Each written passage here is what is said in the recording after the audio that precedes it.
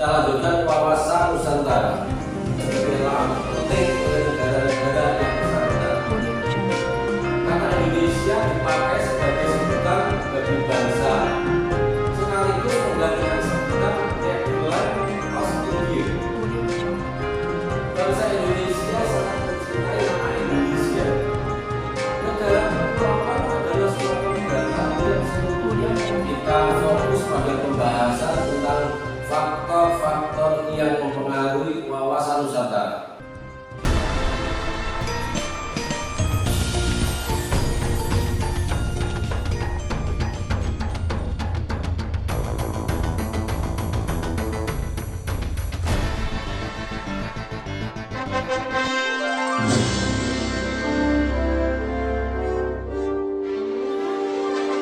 Faktor-faktor yang mempengaruhi wawasan Nusantara. Terdapat 3 faktor yang mempengaruhi wawasan Nusantara, yaitu yang pertama wilayah atau geografi, yang kedua geopolitik dan geostrategi, yang ketiga perkembangan wilayah. Masing-masing faktor dapat kita uraikan sebagai berikut. Yang pertama wilayah atau geografi. Pembahasan kita mulai dari yang pertama, asas kepulauan atau archipelage principle.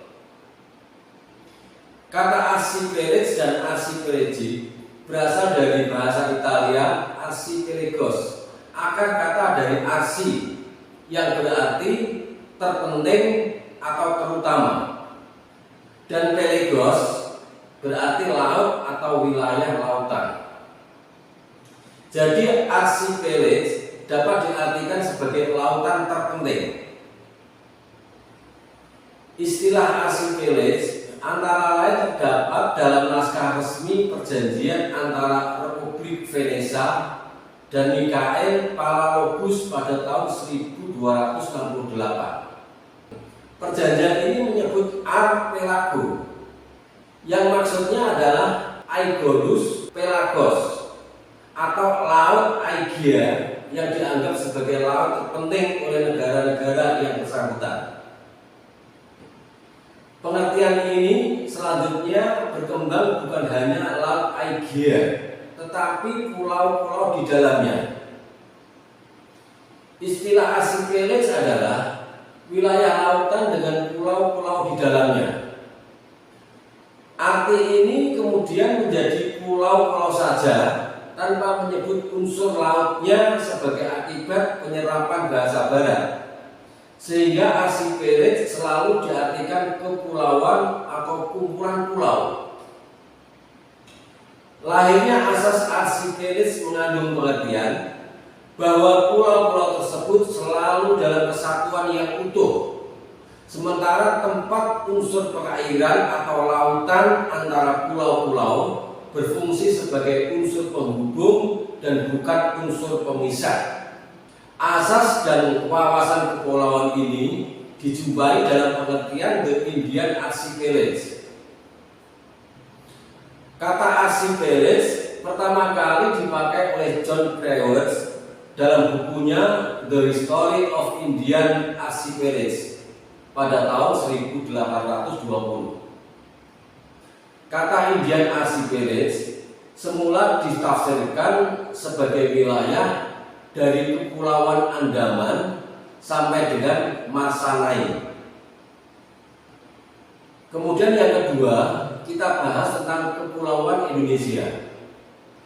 Bagian wilayah Indische Pasifik yang dikuasai Belanda dinamakan Netherlands of Indische Archipelage, yang kemudian menjadi wilayah negara Republik Indonesia. Sebagai sebutan untuk kepulauan ini sudah banyak nama dipakai, yaitu Hindia Timur, Insulinde oleh Multatuli, Nusantara, Indonesia, dan Hindia Belanda atau Nederland India pada masa penjajahan Belanda. Bangsa Indonesia sangat mencintai nama Indonesia, meskipun bukan dari bahasanya sendiri, tetapi ciptaan orang Barat. Sebutan Indonesia merupakan ciptaan dari seorang ilmuwan yang bernama J.R. Logan dalam Journal of the Indian Archipelago and East Asia pada tahun 1850. Setelah cukup lama istilah itu dipakai hanya sebagai nama keilmuan, pada abad ke-20 Perhimpunan Mahasiswa Indonesia di Belanda menyebut diri dengan Perhimpunan Indonesia dan membiasakan pemakaian kata Indonesia. Berikutnya, pada peristiwa Sumpah Pemuda 1928, kata Indonesia dipakai sebagai sebutan bagi bangsa, tanah air, dan bahasa, sekaligus menggantikan sebutan Nederland Oost-Indië. Kemudian, sejak proklamasi kemerdekaan Republik Indonesia pada tanggal 17 Agustus 1945, Indonesia menjadi nama resmi negara dan bangsa Indonesia sampai sekarang. Kita lanjutkan yang ketiga, yaitu konsepsi tentang wilayah lautan. Dalam perkembangan hukum laut internasional dikenal beberapa konsepsi mengenai pemikiran dan penggunaan wilayah laut, yaitu sebagai berikut. Yang pertama, res nullius. Teori ini menyatakan bahwa laut itu tidak ada yang memiliki. Yang kedua, res communis. Pemikiran dan penggunaan kata ini menyatakan bahwa laut itu milik masyarakat dunia. Oleh karena itu tidak dapat dimiliki oleh masing-masing negara. Kemudian yang ketiga, mare liberum. Pemikiran ini menyatakan bahwa wilayah laut adalah bebas untuk semua bangsa. Yang keempat, mare clausum, atau the rights and dominion of the sea. Pemikiran ini menyatakan bahwa hanya laut sepanjang pantai saja yang dapat dimiliki oleh suatu bangsa atau negara, sejauh yang dapat dikuasai dari darat atau sejauh 3 mil. Dan yang kelima, Archipelago State Principle atau asas kepulauan. Pemikiran inilah yang menjadikan dasar dalam Konvensi Perserikatan Bangsa-Bangsa tentang Hukum Laut.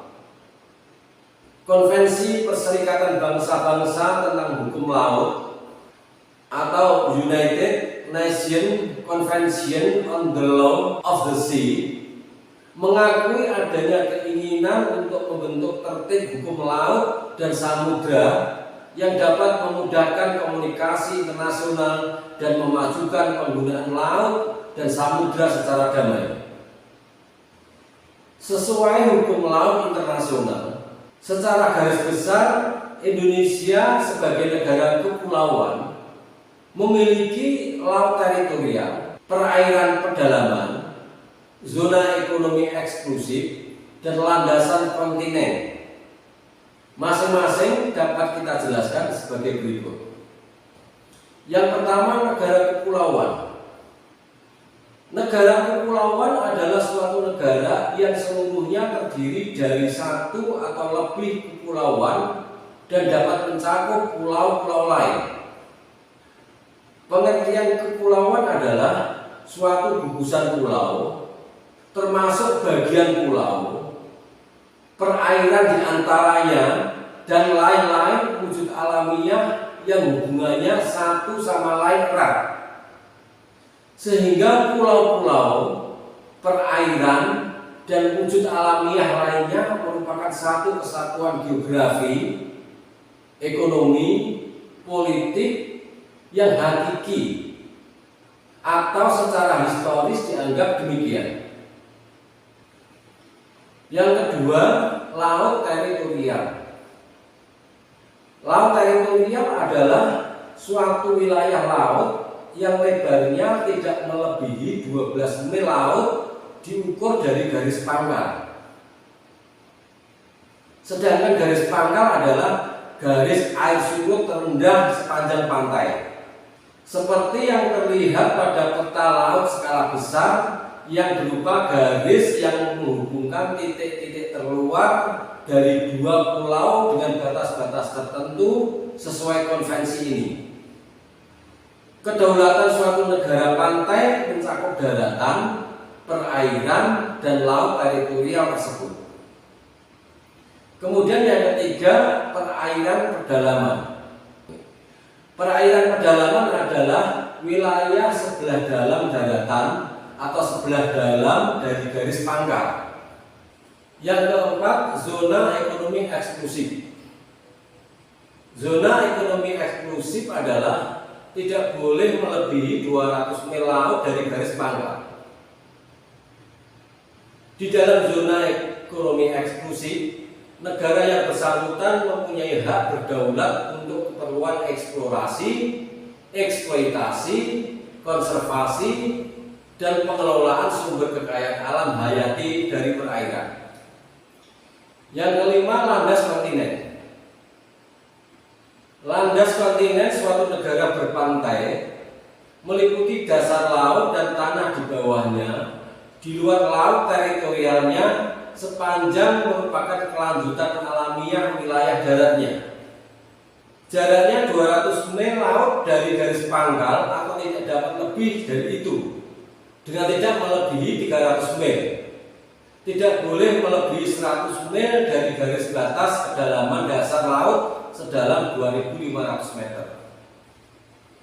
Selanjutnya yang keempat, kita bahas tentang karakteristik wilayah Nusantara.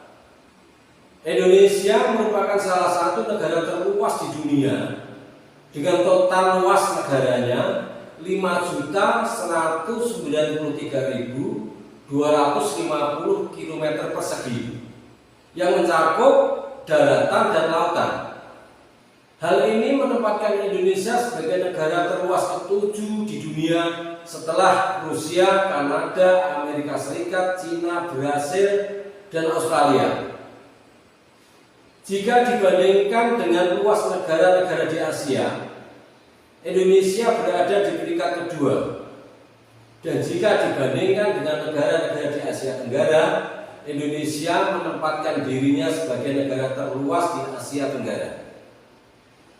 Selain menempatkan dirinya sebagai salah satu negara terluas di dunia, Indonesia juga menempatkan dirinya sebagai negara kepulauan terluas di dunia. Oleh karena itu, Indonesia adalah negara kepulauan. Sepertiga luas Indonesia adalah daratan dan 2/3 luas Indonesia adalah lautan.